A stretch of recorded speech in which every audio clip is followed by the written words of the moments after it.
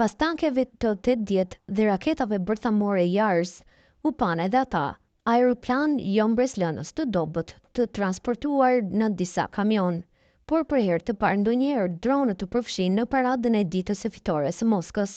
Vladimir Putin shikonte nga tribuna, i shoqëruar nga presidenti kinez Xi Jinping, vendi të cilit ka ndihmuar Rusinë të marrë teknologjinë e nevojshme për sektorin e saj të dronëve.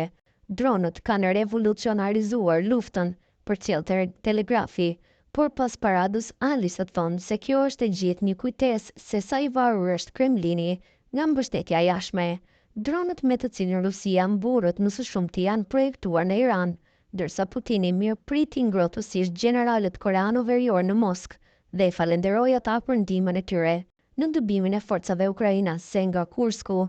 Kina, presidenti të cilës ishte ulur pranë Putinit, është akuzuar prej kohësh se i ka dërguar Rusisë në mënyrë të fshehtë komponent për armët e përdorura nga Moska në Ukrainë. Në vitet dhe dekadat e mëparshme, do të kishte qenë e paimagjinueshme që Rusia ta tregonte publikisht se sa e varur është nga vendet e tjera, kur bëhet fjalë për mbështetjen ushtarake dhe furnizimin me pajisje, tha Keir Giles, ekspert i ushtrisë ruse nga Instituti Chatham House.